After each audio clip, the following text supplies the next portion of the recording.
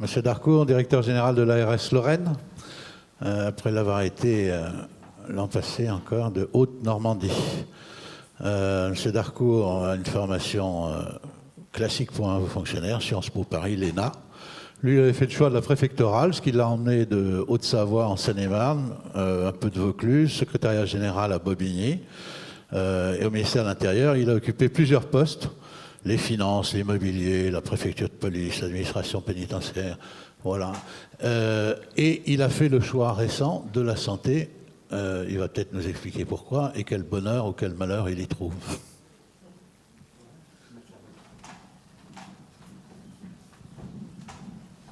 D'une certaine manière, j'ai accompagné les âges de la vie.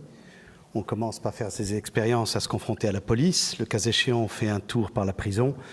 Et on se dit, la sagesse venant, que la question de la santé est bien le problème fondamental. Et on trouve votre métier passionnant. Vraiment, je vous le dis. Alors, voilà, c'est la réalité de mon expérience. Alors, pour essayer de répondre le plus intelligemment possible à de bonnes questions, et je dois dire que moi, je me serais volontiers contenté de continuer à écouter ce qui se disait, parce qu'on apprend des choses extrêmement utiles. Mais j'ai tout de même lu, alors je suis tombé sur un auteur célèbre, qui est pas très loin de moi, qui est un consultant célèbre également, et qui écrivait « Il faut de l'audace dans la prospective, ou dans la perspective, de la méthode dans la mise en œuvre, du courage dans l'action, et j'avais envie de rajouter, et de l'humilité. Mais ça, les consultants ne le mettent pas forcément, les fonctionnaires ont des raisons de le faire. Et ça, c'est un peu... Ça, c'est pour Benoît que je dis ça, mais je serai amené à le voir, à le revoir. Alors, voilà, je vous dis ça parce qu'au fond, dans la question qui est posée, il y a le rôle de l'État. D'abord, j'ai envie de dire, de quel État parle-t-on ?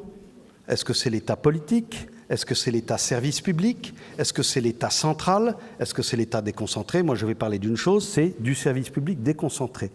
Parce que je pense que la notion d'État avec un E majuscule, ce n'est peut-être plus tellement le problème, qu'en revanche, la question clé, c'est le service public. Et celle que je vis, c'est le service public au niveau déconcentré.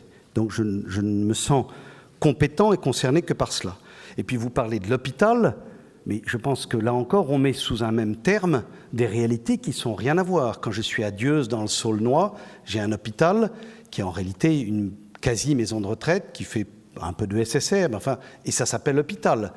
Et quand on est avec un CHU qui fait 800 millions de chiffre d'affaires et qui embauche 7000 personnes, c'est également un hôpital. Donc je pense que derrière ces termes-là, cette sémantique, nous avons à traiter des réalités qui sont bien différentes.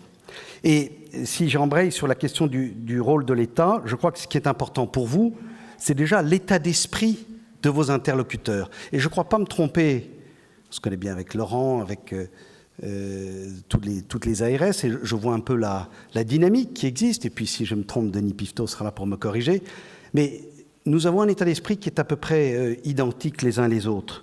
C'est-à-dire que nous pensons qu'effectivement, il faut être audacieux, parce que le rôle de l'État ou de ceux qui portent une parcelle à service public, c'est de faire de la prospective et de raisonner à moyen terme, parce que vos tendances, elles sont à moyen terme. Et d'ailleurs, au moins, c'est ce qui met à l'aise ceux qui arrivent dans le métier, c'est que ce dont vous parliez il y a 15 ans, les parcours, le problème est toujours aujourd'hui. Donc, quelque part, on n'a pas le sentiment d'avoir raté des étapes. On reste à peu près dans le sujet. Deuxièmement, je pense qu'il faut qu'effectivement le service public soit courageux. Oui, je crois que c'est une vraie valeur, une vertu. Quand je veux implanter en Lorraine une clinique psychiatrique privée, eh ben, il faut quelque part une forme de courage pour dire à tous les corporatismes, notamment publics, notamment aux syndicats, notamment aux élus, qui se gardent bien de dire qu'ils sont d'accord, n'est-ce pas, et qui ont plutôt tendance à soutenir ces approches que je considère comme un peu passéistes, du système public omnipotent, omnipuissant, ben, il faut un certain courage pour dire oui, c'est ça l'orientation que nous voulons.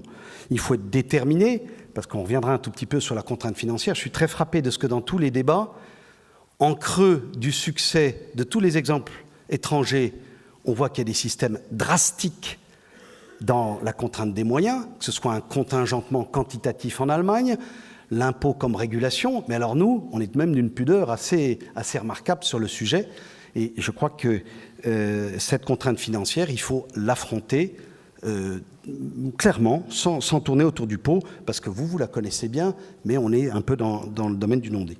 Et puis il faut être humble, pour une raison simple, c'est qu'on est dans un système, moi je viens d'un système régalien, c'est le système dans lequel vous êtes, ça n'a pas grand-chose de régalien, c'est-à-dire que nous n'avons pas la réponse à tout, et si nous l'avions, le dernier mot, c'est celui du terrain, une fois pour toutes. Donc ça, c'est une incitation forte des fonctionnaires à l'humilité.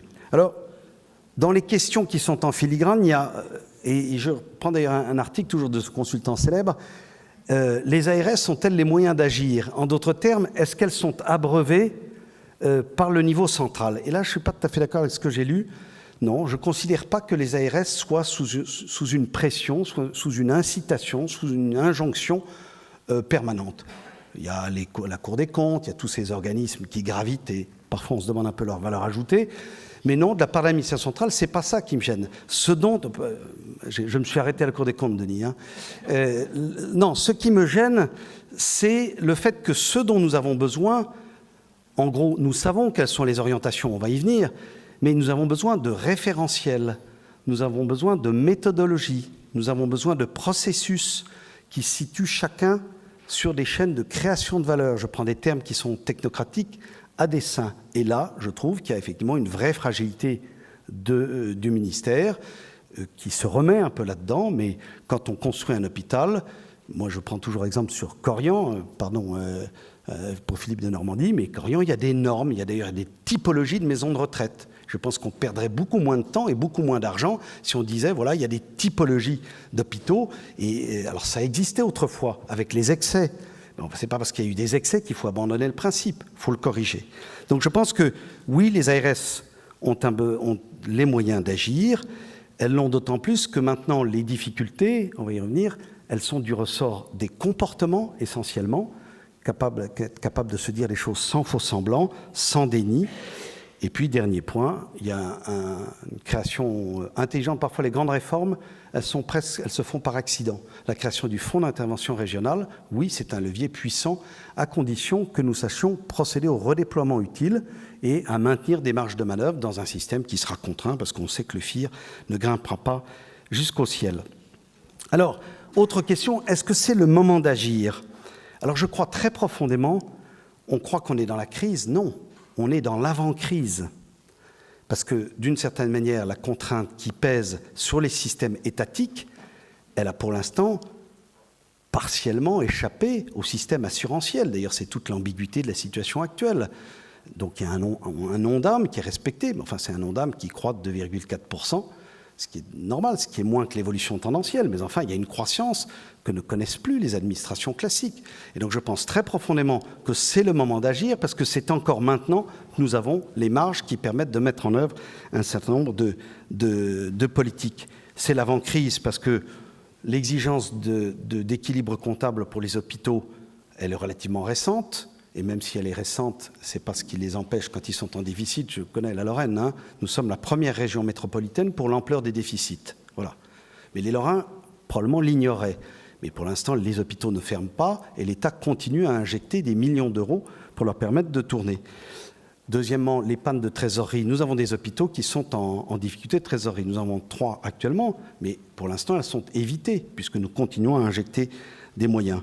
Et les fermetures de services, si elles se produisent, ce n'est pas pour des raisons financières, ce n'est pas pour des raisons de trésorerie, c'est pour des raisons de fuite de patients, lesquels résultent d'une sorte d'assoupissement complet de la structure chirurgicale, c'est ce que nous vivons dans le bassin houillé, avec des chirurgiens qui ne comprennent pas qu'ils ont dans leurs mains l'avenir de l'hôpital et qui, pour des raisons d'hyper-individualisme, ne mesurent pas leur responsabilité sociale. Et c'est eux qui font effondrer l'hôpital. Ce n'est pas les paramédicaux, ce n'est pas les personnels syndiqués ou pas, ce n'est pas la carence de financement, c'est bien, dans un certain nombre d'établissements, les chirurgiens et les médecins qui ont l'avenir de l'hôpital dans leurs mains. Et nous ne pouvons pas les remplacer de la même manière qu'on ne remplace pas des pilotes de ligne dans une compagnie aérienne.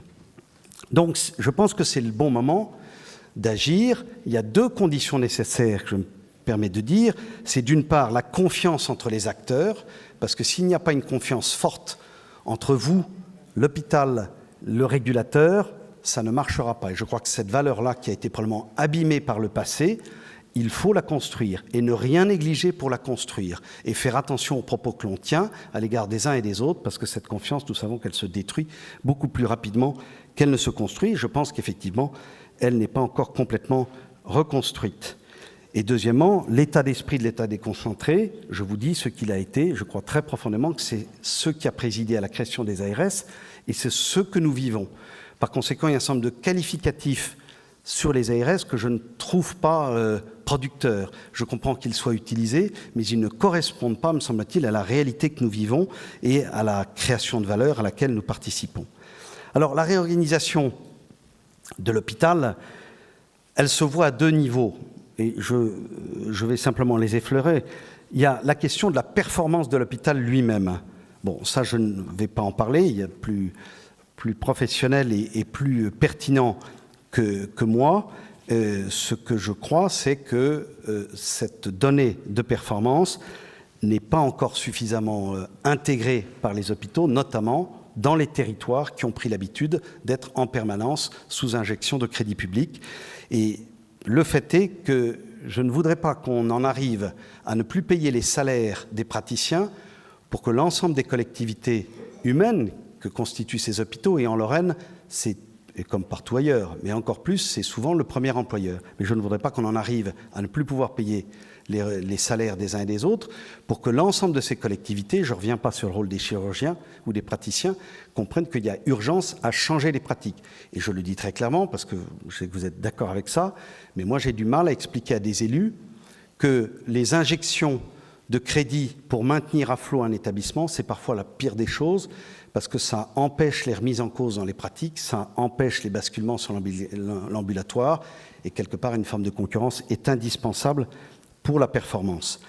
La deuxième question sur la réorganisation, et je me dirais, j'arrive enfin au sujet, mais c'est la question un peu de la place de l'hôpital dans l'offre de soins. Alors, je ne vais pas le faire aussi précisément que ça n'a été fait par Philippe de Normandie, mais on peut rappeler quelques lieux communs que vous connaissez comme moi, si on fait de la prospective, c'est que la demande de santé évolue, parce qu'il y a plus une hausse de la chronicité, une hausse des polypathologies, parce que également, vous l'avez évoqué, je crois, c'était ce matin, les dimensions strictement médicales, en fait, on sort de cette dimension, la dimension sociale doit être prise en compte, la dimension psychologique, la dimension psychiatrique, et ça, ce sont des constats que vous faites, vous, qui êtes confrontés dans le premier recours à la demande des patients. Deuxièmement, je crois que le besoin exprimé par le citoyen, je reprends les termes qui ont été dits tout à l'heure, il va évoluer vers une médecine de prévention, une médecine prédictive, une médecine personnalisée. Il y a les deux sens de la médecine personnalisée, parce qu'il y a à la fois l'aspect recherche, les thérapies qui sont adaptées au génome de chaque individu, mais également la notion de personnalisation, tout simplement, et que ces 3 P, d'une certaine manière, vont effacer, ou en tout cas mettre la médecine curative dans un... Elle gardera sa place, mais elle va être relative au regard de ces orientations. Et d'une certaine manière, on voit un paysage qui se définit par ces extrêmes et qui laisse un champ libre au libéral comme à l'hôpital et un champ indéterminé comme le montrent les expériences étrangères. Les deux extrêmes, d'une certaine manière, c'est le patient responsabilisé, le patient acteur de sa santé, probablement le patient acteur de son parcours. C'est-à-dire que maintenant, moi, je regarde sur Google, je regarde sur Internet, quand j'ai un truc qui ne va pas, tiens, on me dit tel médicament, ben, le réflexe, c'est maintenant de regarder Internet. Donc, incontestablement, ce patient-là, il émerge progressivement et il va être de plus en plus exigeant à l'égard des prestataires. Et je crois que c'est bien, quand on apprend au patient, qu'il a aussi des devoirs et pas seulement des droits. Il faut faire attention à la sémantique qui est utilisée en permanence. À l'autre extrémité du spectre, je crois que tout le monde peut être d'accord pour dire que nous aurons besoin de CHU, appelons-le comme ça, mais qui sont des centres experts, c'est-à-dire des centres de recherche, des centres qui permettent de fabriquer cette médecine personnalisée, qui fonctionnent en pôle de recherche interdisciplinaire et en pôle de formation. Et entre ces deux extrêmes, moi je vois deux questions, et le champ est ouvert, et je ne pense pas que les pouvoirs publics aient de préjugement sur ces questions, en tout cas pas au niveau déconcentré. Il y a cette zone interstitielle qui est la zone qui va le premier recours, le soin primaire, la question des plateaux techniques et la question de l'offre de médecine ou de chirurgie générale. Et on voit bien que dans cet espace interstitiel, le libéral, il a sa place, il peut jouer ses cartes, et l'hôpital, il a sa place, il peut jouer sa carte. Et il n'y a pas, me semble-t-il, de modèle prédéfini. C'est très intéressant de voir le schéma allemand, pouf, les MVZ, qui sont à la fois une sorte d'offre généraliste, mais il y a du plateau technique. Donc ça fait aussi un peu du soin de premier recours. Et là, c'est une organisation de la profession elle-même. Mais dans des territoires que j'ai connus, à Neuchâtel-en-Bray, qui est connu pour son fromage, que je vous recommande, en gros, s'il n'y a pas un hôpital local, il n'y a pas d'exercice libéral de la médecine. Et c'est parce qu'il y a un hôpital local, il est structurant, et il y a une interaction permanente entre l'hôpital et l'exercice libéral. Et là, on est dans une notion d'aménagement du territoire qui est aussi une typologie à laquelle il faut pouvoir répondre. Et d'une certaine manière, je définis l'hôpital en creux. Je relisais les bonnes feuilles du rapport Cordier, que je trouve un rapport fondateur, de la même manière que la logique qui a prévalu dans la stratégie nationale de santé est une bonne logique. Après ça, la prévente, c'est un autre sujet. Mais je crois qu'Alain Cordier définissait bien, l'hôpital n'a pas vocation à combler les insuffisances d'une médecine de proximité. Ça, c'est bien le secteur majeur de la médecine libérale. Il est apporteur de compétences. Il peut être un support pour la médecine de ville. Au fond, il agit comme un cœur dans le système, c'est-à-dire à la fois en fonction... j'envoie du sang dans l'organisme et puis je le régénère à mon tour. Et je pense qu'il n'y a donc pas de réponse unique au rôle et à la place de l'hôpital dans cet interstice, de la même manière que le rôle de l'État déconcentré, vous n'allez pas voir de sémantique réglementaire dans mon propos. Je pense que l'État déconcentré doit être en prospective. Il doit faire des études de stratégie opérationnelle pour permettre aux acteurs de voir loin à 20 ans. C'est ce que nous faisons sur la plaque de Metz, sur la plaque de Nancy, sur la plaque d'Épinal-Remiremont et sur la plaque du bassin houiller. Et quand on raisonne à 15 ou 20 ans, il n'y a pas d'embouteillage, parce qu'on a le temps de trouver des positionnements qui garantissent aux uns et aux autres, notamment dans le monde hospitalier, qui leur permettent de trouver une place, que ce soit au public, que ce soit au privé pur et dur, ou que ce soit aux ESPIC. Deuxièmement, l'État déconcentré est là pour mettre en ligne les acteurs. Vous avez évoqué tout à l'heure les élus. Je connais des directeurs d'hôpitaux qui sont contents de pouvoir s'appuyer sur une ARS qui va mettre du lien dans la relation avec la société. Mettre du lien, le cas échéant, avec les forces syndicales, quand elles sont coopérantes au niveau régional, mais également mettre du lien dans la relation avec des élus qui ont leurs contraintes, qui ont leurs objectifs, et avec lesquels il ne faut jamais cesser de faire de la pédagogie. C'est normal, nous n'avons pas à passer en force, et nous devons arriver à les convaincre. Et puis, dernier point, moi je me qualifierais comme un brosseur de glace. Vous avez tous regardé pendant les Jeux Olympiques le curling. Le curling, c'est deux choses. C'est une personne qui lance la bille, et c'est des gens qui, d'ailleurs c'est assez drôle à regarder à la télévision, qui brossent furieusement la glace à certains moments, qui s'arrêtent et qui reprennent. S'il fallait définir le rôle de l'ARS dans la relation avec les acteurs de santé que vous êtes, volontiers, je me définirais comme un brosseur de glace au curling. Merci à vous. Merci.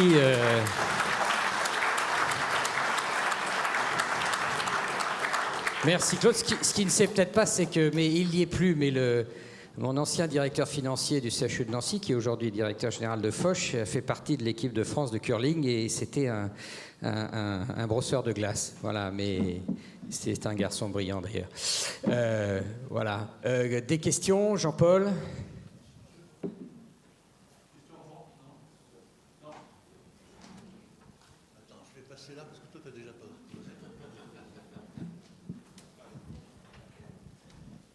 Bonjour monsieur. François Ramani, URPS Océan Indien. Passez bien. Je vous remercie de votre intervention. Je vais essayer de rester très courtois et essayer de me faire comprendre. Vous nous avez expliqué que l'hôpital avait une durée de vie, et c'est effectivement, l'hôpital, il est pérenne, ce qui n'est pas le cas des structures privées. Donc on vit à l'intérieur des établissements de façon très différente. L'avenir, on le voit différemment. On n'a pas de subvention dans les établissements privés. Et vous nous expliquez que des chirurgiens ne font pas leur boulot, ils ne rendent pas leur service, et qu'ils sont subventionnés, ils ne intègrent pas le service public, ils ne rendent pas le devoir qu'on attend d'un chef de service. Qu'est-ce qui fait qu'en dehors d'une idéologie, on maintient en place ces professionnels et ces hôpitaux? Donc c'est pas un problème technique, c'est pas un problème économique. On a vu qu'en Italie, on avait réglé le problème entre le 31 décembre et le 1er janvier, pour les GHM, pour la privatisation. Donc est-ce qu'on ne peut pas imaginer en France une privatisation de certains services? Et pour les ARS, on n'a pas l'impression que ce soit une priorité de développer des systèmes concurrentiels qui feraient monter le niveau de compétences et source d'économie. On a 20% en Italie, on est autrement que 20% en France. Donc qu'est-ce qui fait qu'on est dans un système qui est rigide et qu'on ne puisse pas faire évoluer pour le moment? Je ne vois qu'un problème de formation, d'idéologie. Bon, d'abord, moi je me sens très à l'aise avec cette question. Je suis, quand j'étais à la pénitentiaire, j'ai introduit massivement le partenariat avec le privé. C'est le seul moyen pour le système public de se réformer. Il n'y a aucune ambiguïté. Et encore une fois, c'est moi je veux introduire la psychiatrie privée dans une région qui n'a pas cette pratique-là, parce que je pense que c'est le meilleur service que je puisse rendre à la psychiatrie publique. Ceci étant, je ne sais pas si vous connaissez le bassin houillé, et peut-être à défaut de le connaître physiquement, l'histoire de ce territoire. Quand vous avez un territoire qui, il y a 10 ans, non, un peu plus que ça, 1990, avait 140 000 emplois et qui maintenant est passé à 0. Quand vous avez un territoire qui était plus riche que le Luxembourg, c'était les paysans, les pecnos. Et maintenant, c'est la Lorraine mitoyenne qui fournit en emploi le Luxembourg. Vous avez une population qui est dans un état de dépression, dans tous les sens du terme, et des élus qui sont obligés de composer avec ces situations. Et donc on peut comprendre que, même si notre exigence, j'ai pas parlé de la création d'un ORDAM, c'est un tort, parce que je pense qu'on ne pourra se mettre bien en chemin que si on crée une forme de cadrage financier au niveau des régions, et que ça nous aidera pour faire passer nos messages. Ça n'existe pas, je ne sais pas très bien ce qu'on peut inventer à la place. Mais quand nous sommes déterminés à sortir de ces situations de déficit, en Lorraine, c'est en déficit cumulé 55 millions d'euros, vous voyez ce que ça représente. Ça n'est pas satisfaisant. Mais en même temps, dans certains contextes, vous ne pouvez pas dire brutalement, voilà, monsieur le maire, vous inquiétez pas, l'hôpital de Forbach, il va fermer dans 3 ans et il y aura 400 personnes à la rue. Ça n'est pas possible. Ça ne nous empêche pas d'avancer. Vous connaissez les caisses des mines, par exemple. Frémin-Merlebach, nous supprimons 130 postes. Voilà, nous supprimons 130 postes. Donc, gardez-vous de dire l'idéologie, etc. Non, il y a vraiment une volonté de progresser, mais nous sommes obligés de respecter des équilibres d'aménagement du territoire dans des zones, objectivement, dont la France a bien profité, parce qu'on a bien été content qu'il y ait des mines à un moment, hein, partout, et qui maintenant, effectivement, sont dans une situation, ont raté leur reconversion, et qui se trouvent confrontés à des contraintes majeures. Donc nous sommes obligés de composer avec ce contexte, ça n'enlève rien à notre volonté d'avancer. Je voudrais juste rajouter, il faut également qu'on balaye un peu, à mon avis, chez les docteurs. J'ai été longtemps président de CCM, j'ai une double vie dans le privé et dans le public, et je vois que des deux côtés, quand on veut toucher à un docteur qui ne fait pas grand-chose dans un hôpital, mais dans le privé on a plus de marge de manœuvre, mais on est toujours frappé comment un corporatisme médical, tout le monde se serre les coudes contre l'administration, et je dis j'ai vécu ces histoires de multiples fois. Et donc je pense qu'on a une vraie exigence, je pense que ça fait partie des droits et des devoirs, je pense que dans ce domaine-là, il faut que de notre côté, à un moment donné, on sache promouvoir les personnes qui se donnent du mal, qui jouent le jeu, qui produisent de la qualité, et qu'on soit capable également de participer, c'est pas du tout de la chasse aux sorcières, c'est d'avoir de l'honnêteté et de l'éthique pour dire à un moment donné, il faut savoir faire la fin de la récréation. Je pense que tu dois vivre la même chose, et je pense que dans les contraintes, il va falloir également qu'on ait le courage, collectivement, de pouvoir mettre les pieds un peu dans le plat de temps en temps, avec bien sûr de l'honnêteté et de l'éthique. Oui, je voudrais simplement rajouter une phrase, parce que, à vous entendre, messieurs, ça me fait penser à l'évolution de notre métier. Vous êtes en train de nous dire, dites donc, il faut commencer à évoluer, il va falloir bouger les compétences, vous mobilisez pour modifier profondément le métier, pour pouvoir répondre à ces besoins que tous on peut ressentir.